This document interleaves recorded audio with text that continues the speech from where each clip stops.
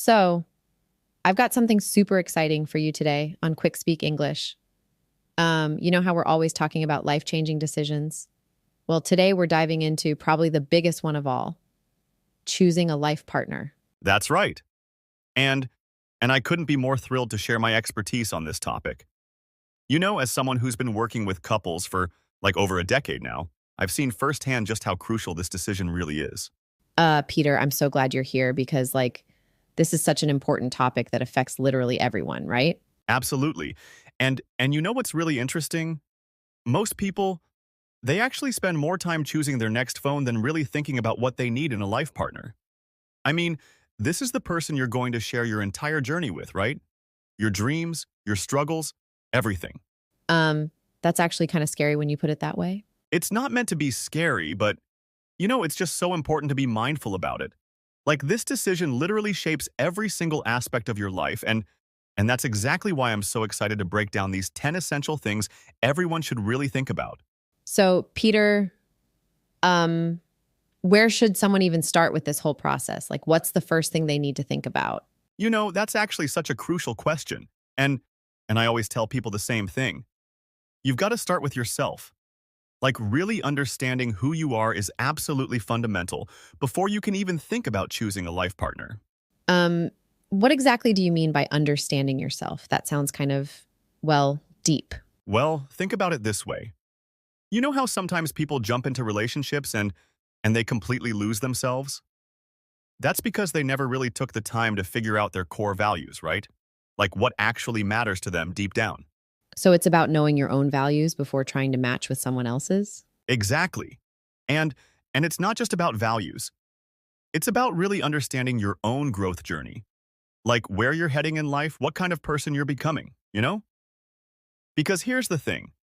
When you're super clear about your own path, you can actually recognize if someone else truly aligns with that. How do you suggest people actually do this kind of self-reflection? So, there are a few really powerful ways, right? First off, and this is super important, you need to spend time alone, like really alone with your thoughts. Ask yourself questions like, what makes you feel truly fulfilled? What are your non-negotiables in life? And and sometimes it helps to write these things down because when you see it on paper, it becomes so much clearer. That's actually really practical advice. And you know what's fascinating? This self-awareness journey, it never really stops. Like you're constantly evolving. And that's totally okay. The key is being honest with yourself about who you are right now, while also staying open to personal growth. Because when you choose a life partner, you want someone who's going to support that growth, not hold you back from it. So, we've talked about knowing yourself, but what about actually communicating with your partner? I mean, that's pretty important, right? Oh my goodness, yes, like communication is absolutely fundamental. And it's not just about talking? It's about how we communicate, especially during those challenging moments that every relationship faces. What kinds of communication patterns should people look out for? Well, you see, there are different styles, right? Some people are super direct and and they just say exactly what's on their mind.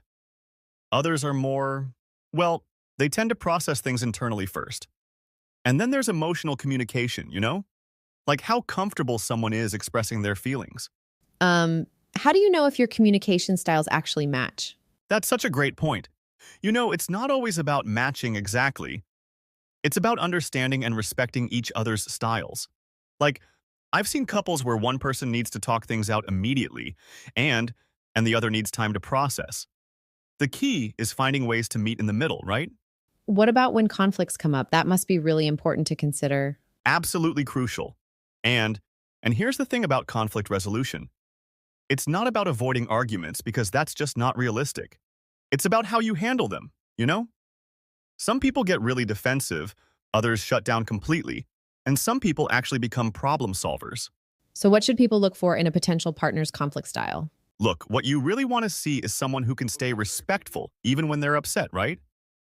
Like, do they listen to understand or just to respond? And and most importantly, can they take responsibility for their part in things? Because that's huge. I mean, that's what makes the difference between a healthy relationship and a toxic one. You know what I mean? That makes so much sense. But what if you notice some red flags? Oh, that's such an important point. You've got to pay attention to those early signs, right? Like if someone's always blaming others or if they can't have a calm discussion about disagreements. Those are serious warning signs. And and remember, how someone handles small conflicts is usually how they'll handle bigger ones too. Um, let's talk about something that's been on my mind. Like, how important is it for couples to have similar goals and dreams for the future? Oh my goodness. This is such a crucial topic and I'm so glad you brought it up. You see, having aligned life goals is absolutely fundamental, right? Like it's not just about loving each other in the present. It's about growing together and building a future that works for both people. What kinds of goals should people really be looking at? Well, there are several big ones that couples need to consider. Like career aspirations are huge, right? And and it's not just about what job you want. It's about lifestyle expectations, where you want to live, and how ambitious you are. Some people want to climb the corporate ladder, while others, well, they might prefer a more balanced approach to work and life. You know what I mean? So, what happens if partners have different career goals? That's such an interesting question. Look, different goals aren't always a deal breaker, right? But you need to really understand how these differences might impact your life together. Like if one person wants to travel constantly for work and the other wants to settle in one place, that's something you've got to figure out early on. What about other future plans that couples should discuss? Oh, absolutely. There are so many crucial areas to consider. Like, do you want children? And if so, when? And and what about retirement plans? Some people want to retire early and travel the world, while others might want to work longer and focus on different things. These aren't just small decisions. They're life-changing choices that really need to be aligned. How do you actually have these conversations with someone you're dating?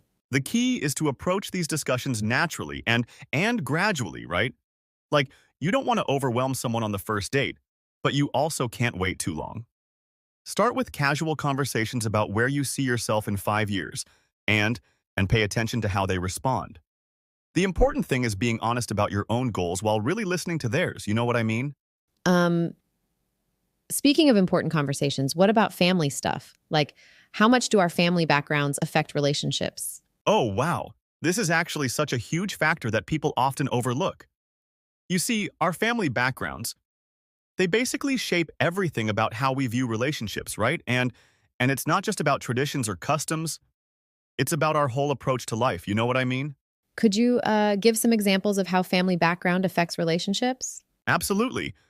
So think about how different families handle conflicts, right? Some families are super direct and they talk everything out immediately. Others, well, they might avoid confrontation completely. And and these patterns, they really stick with us into our adult relationships. What about social expectations? Do those play a big role too? They totally do.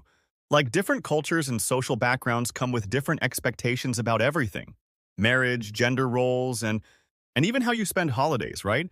Some families are really tight-knit and expect weekly visits, while others are more, well, independent. You know what I mean? Um, how do you handle it when there are big differences in family values? That's such an important question. Look, the key is understanding and respect, right? And and you need to be really clear about your boundaries. Like maybe one partner comes from a family that's super involved in decision making, while the other values independence more. You've got to find that middle ground and create your own unique family culture together.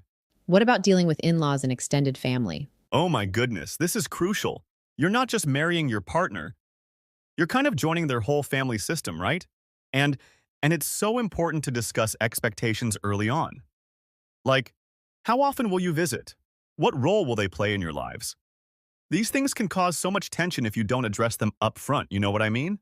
Um, let's talk about something that can be really tricky in relationships: money. How important is financial compatibility when choosing a life partner? Oh my goodness. This is absolutely crucial. Like, money issues are actually one of the biggest reasons relationships fall apart, right? And and it's not just about how much money you have, it's about your whole relationship with money. You know what I mean? Could you break down what we should look out for specifically? Totally. So, first off, you need to look at spending habits, right? Some people are super savers and others live for the moment. Like imagine someone who puts away half their paycheck meeting someone who lives paycheck to paycheck. That's going to create some real tension, you know? What about discussing finances before commitment? Is that important? Absolutely essential. You've got to have those money conversations early on. Like, talk about debt, savings goals, and even your credit scores, right? I mean, these things might seem awkward, but they're so important for long-term compatibility. Second paragraph in the dialogue. In this episode of QuickSpeak English, we're diving into something super cool, something that's really important for everyone. Choosing a life partner. 10 things to contemplate. That's what we're tackling. Right. 10 things. And it's like so crucial, picking the right life partner. It's not something you want to rush into. It's a big decision, a really, really big decision. First point, shared values. Absolutely essential. You have to be on the same page about like major life goals, like, do you both want kids? Do you want to travel the world? Do you share similar beliefs about, family and finances and all that stuff? It's fundamental. And it really makes a difference. It really, really does. Totally. Shared values makes total sense. What's next? Okay, so second point, emotional intelligence. This is huge. You need someone who can understand and manage their emotions, and yours too, right? Someone who's empathetic, communicative, someone who can resolve conflict constructively, someone who's not overly dramatic or, always blaming others. You know what I mean? Emotional intelligence, it's super important. It really, really is. And you have to consider, how they handle stress, and you really got to look at that. Yeah, I can totally see that. Emotional maturity, that's a big one. So what's number 3? Number 3, communication skills. This is so important. You need to be able to talk to each other openly and honestly, to share your feelings, your fears, your dreams without judgment, Good communication is the foundation of any strong relationship. And you need to listen to each other. That's key. Really listen, not just hear. Makes perfect sense. Communication, it's the backbone of everything. Exactly. Fourth point, respect. Mutual respect is absolutely vital. Respect for each other's opinions, boundaries, individuality, everything. You need to respect each other's past experiences. And you need to show respect in little things as well. It's not just big gestures, Right? It's the little things. Totally. Respect so key. Okay, what comes after respect? Okay, fifth point. Similar life goals. I mean, this kind of overlaps with shared values, but, it goes a little deeper. You need to have a similar vision for your future. Where do you see yourselves in 5 years, 10 years, 20 years? Do you want the same things out of life? Like, do you want to live in a big city or a small town? Do you want a big family or a small family? Do you want to travel or stay home? Those things, they matter. They really, really matter. Yeah, definitely. Long-term compatibility, that's the key. Exactly. Sixth point, financial stability and similar spending habits. This is a tough one, but really important. You need to be on the same page about how you handle your finances. Are you both savers or spenders? Do you have similar financial goals? Are you both working towards the same financial future? And you don't have to have the same income, but you got to be somewhat on the same page. It's important, and it can save you a lot of heartbreak and arguments. Oh, absolutely. Money matters, big time. What's next on the list? Seventh point, physical and emotional intimacy. Now, this is where things get a little spicy, but you got to have some chemistry, some connection. You need to be attracted to each other, not just physically, but emotionally as well. You need to feel comfortable and safe with each other. You need to, be able to be yourselves completely. Yeah, that's a huge one. That connection, it's everything. Absolutely. Eighth point, ability to support each other's dreams. You need someone who believes in you and your dreams, someone who's willing to support you in achieving your goals, someone who celebrates your successes and helps you get through tough times, and you have to do the same for them. It's not just one-sided, it's really, really important. It's just a wonderful thing, and it really makes a huge difference in the long run. Totally. Mutual support, it's so important. We're getting close to the end. What are the last 2? Ninth point, similar levels of independence and interdependence.